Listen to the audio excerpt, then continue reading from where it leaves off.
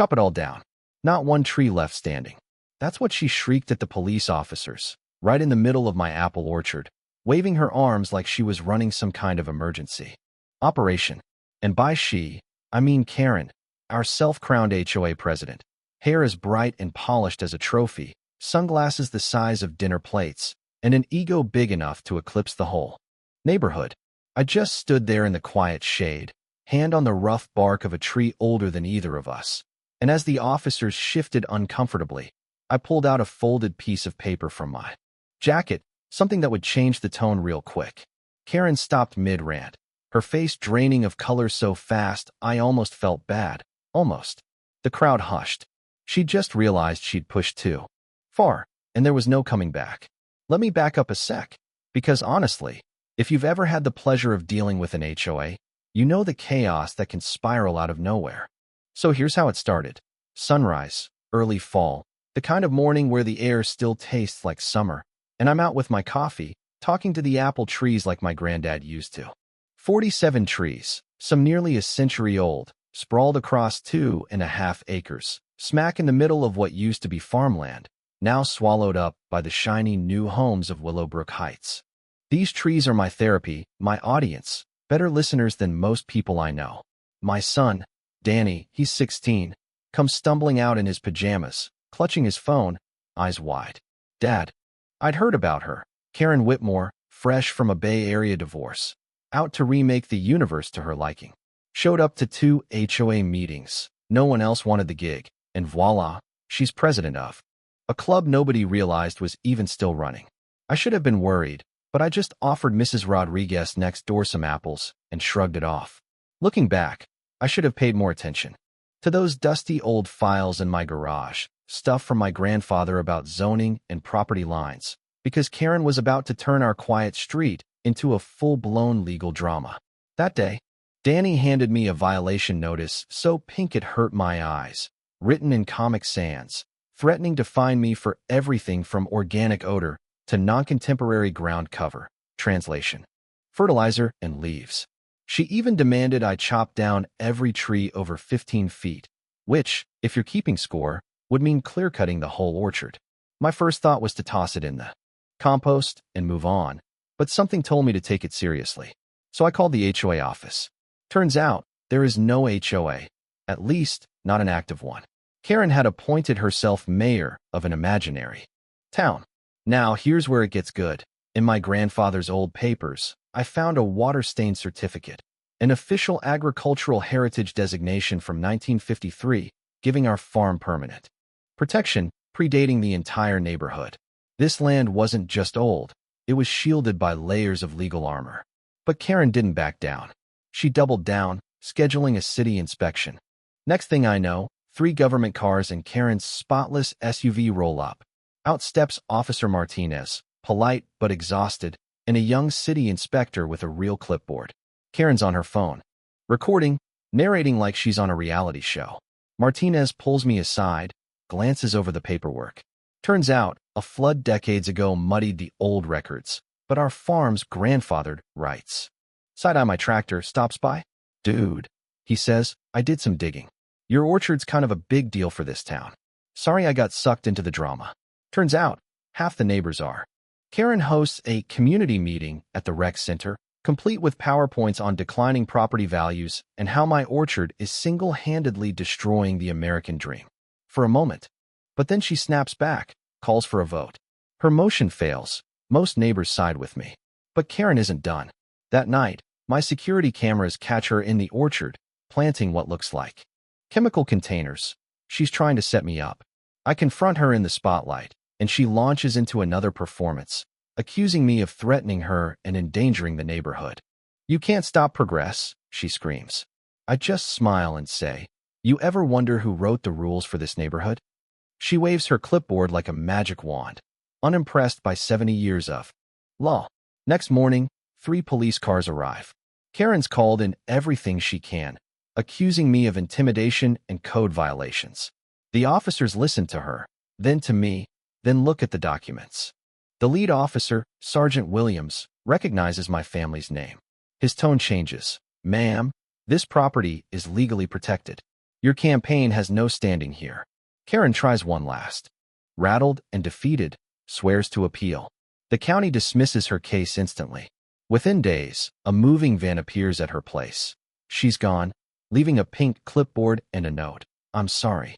Take care of your beautiful trees. What started as a headache turned into a gift. The newspaper covers the story. The orchard's protected status is recognized by the state. Trevor launches a website celebrating our agricultural heritage. The whole community comes together for harvest festivals and educational tours. Danny leading kids through the trees, explaining their stories. So what did I learn? Patience beats anger. Know your history and your rights. Most people act out of fear or pain, not evil. Karen just wanted to feel in control. And sometimes, the best way to protect what you love is to let the facts, the law, and a little neighborly kindness do the talking. Now, every time I walk through the orchard, I see not just trees, but the living, breathing heart of a neighborhood that almost lost its way. So, tell me, do you think history should have the final say in these neighborhood battles? Drop a comment, share your wildest HOA story, or just let me know if you're rooting for the apple trees. Because trust me, there's always more going on beneath the surface than one pink clipboard can ever hope to manage that you'd think after the neighborhood drama. It's like dandelions. Just when you think you've yanked out the last root, you spot a few more sprouting up across the lawn. Only this time, the drama didn't come with pink paper. It came with a letter from the California State Historical Preservation Society, thick as a brick and twice as heavy. I remember the day it showed up, crisp October morning, sun slicing through the branches, Danny and I hauling baskets of apples to the barn. The envelope sat on the porch, covered in so many official stamps it looked like it had been on a world tour. Another notice? Danny joked. But when I opened it, I felt the air shift. The farm wasn't just safe. It was now on the State Heritage Registry, which, in theory, sounds like a gold star, but let me tell you, every gold star comes with fine print. Suddenly, we had new responsibilities. Public access days, school field trips, quarterly reports, inspections by people in khakis and official vests. The good news? Grants and support, sure, but the old orchard was no longer just ours. It belonged, in a way, to everyone. I found myself on the front page again, but this time with a city official posing under our sign and kids touring the rows like they were at a living museum. Danny took to it immediately. Turns out, being a teen docent for elementary kids is cooler than he expected. Mrs. Rodriguez baked spots we needed for school buses. But nothing in Willowbrook Heights stays smooth for long. With Karen gone, a vacancy opened, both in the so-called HOA and in the hearts of a handful of neighbors. But he made up for it with paperwork, clipboards, and the world's largest collection of pastel polo shirts. Where Karen brought heat, Bill brought ice. He didn't shout.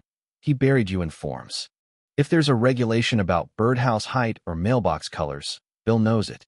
It started with a polite note in my mailbox, printed, double-spaced, and signed William G. Latham, acting interim neighborhood standards liaison. He'd noticed that the farm's new sign was 2 inches higher than regulation allowed. Next week, he reported excessive vehicle traffic, citing school field trips. By the time he filed an official complaint about unauthorized agricultural structures, aka the old chicken coop my granddad built, I realized Bill was out to prove something, not just to me, but maybe to himself.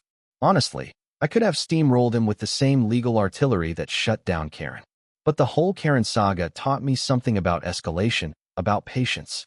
Instead, I invited Bill over, offered him coffee, walked him through the orchard, showed him the state paperwork, the old photos, the original city maps with my granddad's handwriting. What Karen tried to control through fear and showmanship, Bill helped organize for the greater good. The orchard became a hub, not just for apples, but for community. Of course, not everyone got shared stories over cider and started seeing each other as neighbors again, not just adversaries with opposing agendas. Danny started an after-school club, teaching local history through the orchard stories. Mrs. Rodriguez's tamales became legendary. Trevor's website grew into a digital archive for the whole region.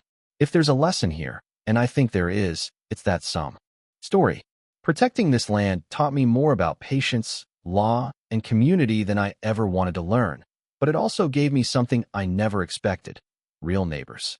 So yeah, if you're sitting there wondering whether it's worth fighting for your corner of the world, your trees, your traditions, your messy, beautiful slice of home, take it from me. The real victory isn't running someone like Karen out of town or outmaneuvering a clipboard-wielding neighbor. It's seeing your community rally, learning to argue without burning bridges, and watching the next generation find something worth patience than I used to. And if you've got a wild HOA story or a community twist that changed your street forever, drop it in the comments. You never know, your story might be the one that brings a neighborhood back together, too.